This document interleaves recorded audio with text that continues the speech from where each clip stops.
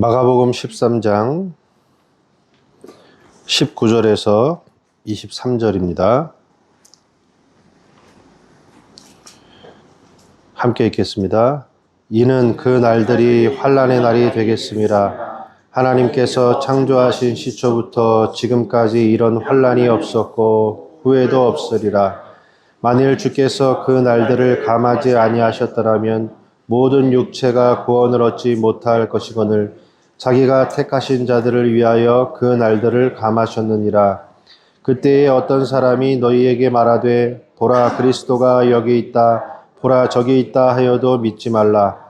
거짓 그리스도들과 거짓 선지자들이 일어나서 이적과 기사를 행하여 할 수만 있으면 택하신 자들을 미혹하려 하리라. 너희는 삼가라. 내가 모든 일을 너희에게 미리 말하였노라. 아멘. 666은 누구일까? 666은 누구일까?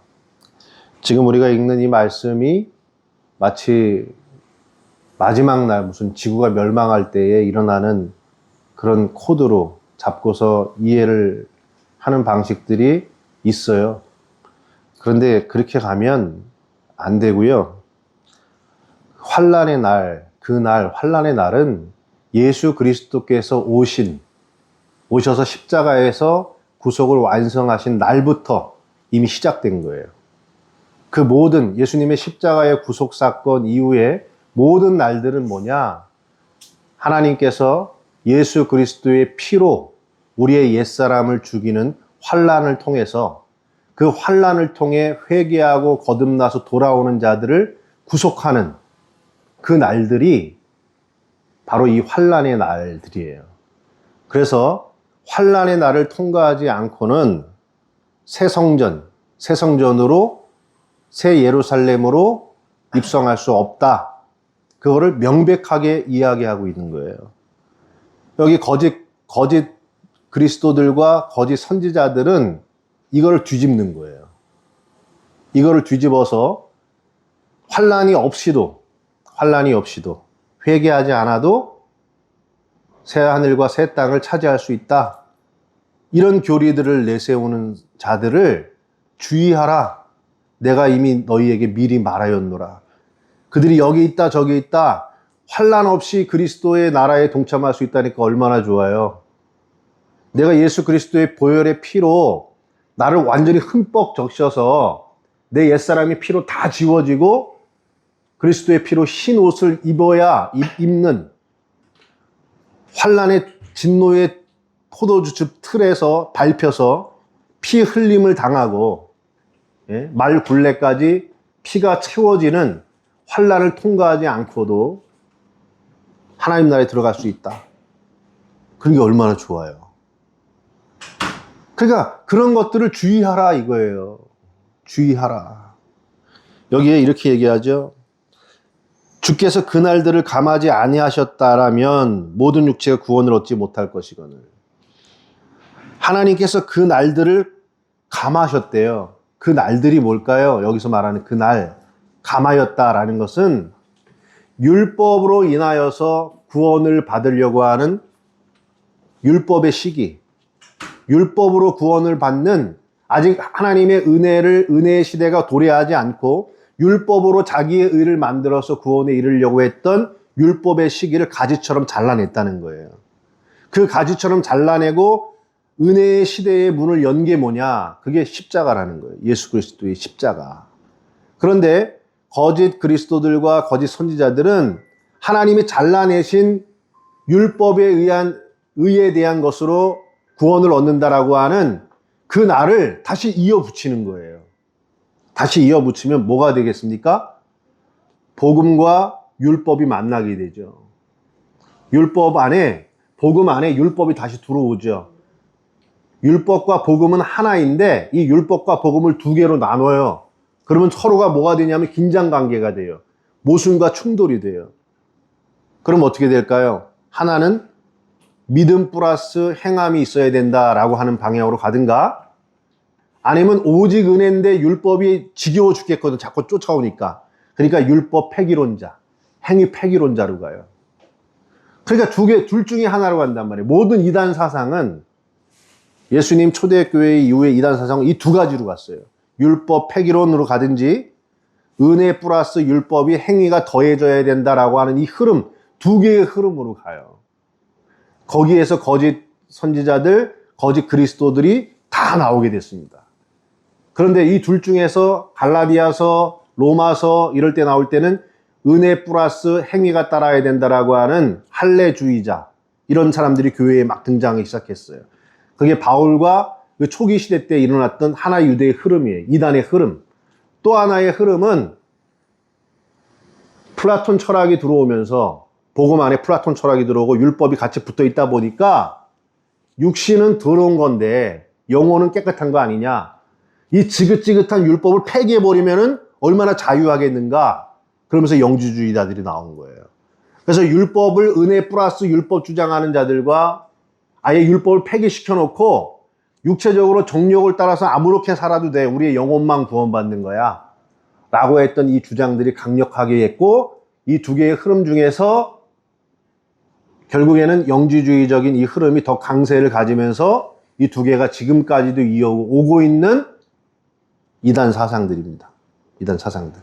이게 나중에 계시록으로 하면 니골라당으로 가고 발람의 교훈으로 가고 이세벨의 교훈으로 가요.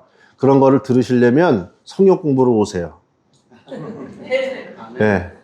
왜냐면 다 설명하려니까 저도 이게 아침에 설명하는 게 아주 지겨워 죽겠어. 이게 또 이런 말 하면 안 되는데. 이게 얼마나 이게 왜냐면 들어볼 일이 없어. 저는 못 들어봐서 그래요. 결국에 뭐냐면 이 흐름이 니골라당, 발람의 교훈, 이세벨의 교훈으로 갑니다. 한마디로 이야기를 하면 예수 그리스도의 십자가의 복음 앞에 철저하게 내 안에 사망과 음부의 권세가 완전히 쏟아지고 죽어서 회개해야 하는데, 그래서 내 전인적인 회심이 이루어지게 되는 복음 안으로 끌어 들어와야 되는데, 니골라와 발람과 이세벨의 교훈은 철저하게 회개하지 못하게 하고 겉으로는 믿는 척하면서 세상에 한 발을 담그고 자기의 이득을 위해서, 욕망을 위해서 여호와라는 이름을 바알이라고 부르면서 여호와라고 둔갑시켜버리는 우상숭배자들, 자신의 이기적인 야망, 세상의 불의한 것을 얻기 위하여서 끊임없이 자신의 교훈을 덧붙이는 거예요. 자기의 교훈을 덧붙여서 내가 이렇게 하는 것은 하나님의 뜻이야 라고 하는 것들. 니골라당, 백성들을 지배한다, 성직자들을 지배하는 관료체계, 이런 걸 의미해요. 그래서 교회가 성직이 나눠지고 평신도가 나눠지고 성직자들이 교회의 제도가 되고 지배하고 권력이 되는, 그게 지금 다 우리 한국교회사래. 세계 교회사 안에 있어왔던 모든 흐름들이 다 거기에 있어요. 하나님께서 감화하신 그 환난의 날을 감하셔서 율법이 아니라 하나님의 오직 은혜, 율법과 복음이 하나였음을 드러내는 시대를 십자가를 통해서 보여주셨는데, 그거를 여전히 보지 못하고 인간의 의와 자기 야망과 욕망, 내 안에 있는 사망과 음부를 하나도 포기하지 않고 그대로 둔 채 하나님을 믿겠다고 하는 그 모든 세력과 그것을 가르치는 교훈자들, 그들이 누구냐? 거짓 그리스도들, 거짓 선지자들. 그게 계시록 13장으로 가면 적그리스도 이런 말은 안 나오는데요. 적그리스도와 그 다음에 거짓 선지자들의 표상으로 나옵니다. 조금만 더 설명을 하겠습니다. 계시록 13장 가면요, 여러분 잘 아는 이제 666 이야기가 나오는 거예요. 바다에서 짐승이 하나가 올라와요. 용의 권세를 받아서 바다에서 올라오는 짐승이 있어요. 뿔이 10개고 머리가 7개예요. 10개의 왕관을 쓰고 있어요. 표범과 곰과 사자의 형상과 모습을 갖추고 용의 권세를 가지고 말해서 모든 성도들을 다 미혹시키고 다 죽여요. 그리고 또 하나의 짐승이 올라와요. 땅에서 올라오는 짐승. 뿔이 2개인데 어린 양처럼 뿔이 2개래요. 어린 양을 닮았어요. 그런데 입은 용과 같대요. 아주 험악하고 거짓 교훈들을 가지고 성도들을 미혹시켜요. 그리고서 죽었다가 살아난 것 같은 바다에서 올라오는 짐승을 경배하게 해요. 그 바다에서 올라오는 짐승을 찬양하라. 그게 바로 율법주의적인, 그건 넘어가겠습니다. 그 거짓 선지자들의 입을 통해서 성도들에게 뭘 하냐면, 여러분 잘 아는 이제 여러분 잘 아는 얘기, 좋아하는 얘기. 오른손에다가 이마에다가 666을 찍게 한다 그러죠. 그들이 누구냐 하면 거짓 그리스도와 거짓 선지자들에게 미혹당한 자들이에요. 그들의 이마에는, 손과 이마에는 뭐가 있다? 666이라는 마크가 찍혀져 있대요. 그래가지고 이걸 가지고 우리 바코드 찍으면 666 찍힌다고 막 그런 얘기 하죠. 뭐 이렇게 사인 그런 거는 그렇게 하시는 분들은 그렇게 하시라고 그러세요. 그리고 성경 안에서 풀어야죠. 성경 안에서. 666을 찍었다. 그거는요, 쉽게 얘기하면 한번 따라해 보겠습니다. 끝까지 회개하지 않는 인간. 그게 666입니다. 왜 666이냐면 일곱인, 일곱 나팔, 일곱 대접이 나오죠. 계시록에. 여섯 번째 인과 여섯 번째 나팔과 여섯 번째 대접 때 이 세 가지가 똑같아요. 특징이. 하나님이 사인을 보여주시고 말씀의 묵시를 열었는데 말씀의 묵시 앞에서 여섯째 인에 징조를 보여줬는데 숨어요. 두려워서.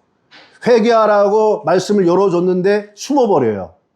여섯 번째 나팔에 하나님의 징계를 통해서 하나님이 사인을 보여주셨는데 회개하지 않더라 그래요. 그리고 여섯 번째 대접 때는 뭐하냐? 오히려 여섯 번째 대접 때 미혹을 당해서 하나님의 군대와 싸우려고 그래요. 그래서 여섯 번째인 여섯 번째 나팔, 여섯 번째 대접이 다 뭐냐? 하나님의 환난의 날에 그리스도의 보혈의 피로 우리 안에 있는 사망과 음부의 권세를 다 꺼내놓고 철저하게 회개하고 돌아오라고 하는데, 그래서 말씀을 보여주시고 때로는 징계를 주시고 때로는 사인을 보여주시고 우리를 끊임없이 회개하고 돌아오라고 하는데, 숨고 회개하지 않고 오히려 미혹당해서 하나님을 대적하려고 하는 자들, 그들이 누구냐? 그들이 666이에요. 무슨 여기 마크에 네로 네로가 글자 만들면 666이, 지가 666이라고요. 지가 회개하지 않는, 환난의 날이 와서 그리스도의 보혈의 구속 안으로 옛 성전을 허물고 옛 성전인 나를 철저하게 회개하고 그리스도의 새 성전 안으로 들어오라는 하나님의 메시지를 들으면서도 여전히 옛 성전에 사로잡혀서 살아가고 있는, 옛 성전이 누굽니까? 우리가 이 몸뚱이가 옛 성전이잖아요. 여기에서 만들어진 생각과 고집과 세상에서 만들어 놓은 욕망, 이거를 하나도 내려놓지 않고 끝까지 살아가는 자들, 그들이 누구냐? 666. 그를 뭐라 그랬습니까? 짐승의 표를 받은 자. 짐승이라. 여러분, 짐승의 영혼이 있습니까? 없습니까? 짐승에게 영혼이 있습니까? 없습니까? 없지요. 그러니까 뭐냐면 666으로 가는 자들은 다 뭐냐면 짐승처럼 영혼도 없고 영원한 생명이 없는 거예요. 그러니까 어떻게 하느냐? 환난의 날을 맞고 14만 4천의 인을 맞아라. 그리스도의 인을 이마에 찍은 자들, 그리스도의 생명을 받은 자들, 그들이 누굽니까?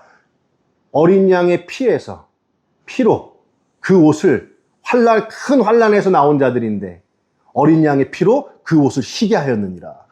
그리스도의 보혈의 피로 완전히 회개하고 죽어지고 새로운 생명으로 난 자들, 그 자들이 뭐냐? 새 성전인 거예요. 그 환난을 통과하지 않으면 안 되는 거예요. 여러분, 우리가 살면서 죽을 때까지 회개해야 된다? 내가 회개가 반성종, 그 반성이 회개가 아닙니다. 내가 태어나서부터 지금까지 왔던 이 세상이 나한테 줬던 거, 이 세상이 나한테 육신을 줬고 생각과 가치관을 줬고 이 모든 것들을 나한테 다 줬잖아요. 사상과 철학, 이 모든 것들이 하나님의 의 앞에 다 죄라고 하는 것이 판명되었구나. 그 죄라는 것이 나를 만들었구나. 내 안에 가진 모든 것들은 하나님 앞에서 죽어져야 될 죄의 싹시구나. 이거를 깨닫고 십자가 앞에 엎드리는 거예요. 그랬을 때 성령께서 그의 이마에 인을 치시고 그의 심령 안으로 들어와서 우리의 속사람을 완전히 새롭게 뒤집어 엎는 거, 새롭게 하는 거, 그게 구원이란 말이에요. 그게 내 안에 새 하늘과 새 땅, 거룩한 성 예루살렘이 내 안에 이루어지는 것이고, 이 땅에서 이루어진 자는 이미 영원한 생명이 들어왔기 때문에 사나 죽으나 그는 이미 영원한 생명 안에 들어가는 거예요. 이게 기독교의 복음이에요. 그러니까 회개하지 못하게 하고 적당히 옛사람으로 살고 그냥 이대로 가는 거지, 라고 하는 끊임없는 거짓 교훈과 거짓 가르침을 당하면서 우린 그 안에 옛성전과 함께 무너져가는 거라는 거예요. 그것을 주의하라. 내가 이미 너희에게 말하였느니라. 여러분, 회개하겠다는 생각도 없잖아요. 내 안에 세상이 나한테 입혀놓은 아래에서 온 모든 것들이 죄 아래에서 이루어진 부정되어야 될 것이구나 라고 하는 자각도 없잖아요, 우리는. 그런 자각부터 성령께서 우리 안에 역사하시는 은혜라는 것을 기억하시고 거짓 그리스도들과 거짓 선지자들에게 미혹당하지 않으시기를 바랍니다. 하나님 감사합니다. 우리에게 보여주신 십자가의 구속의 은혜, 그리스도의 보혈의 피로 우리의 옛사람을 완전히 씻어내고 주님께서 입혀주시는 새로운 옷, 그리스도의 의의 옷을 입은 거룩한 피조물로 재창조되게 하여 주옵소서. 예수님의 이름으로 기도했습니다. 아멘.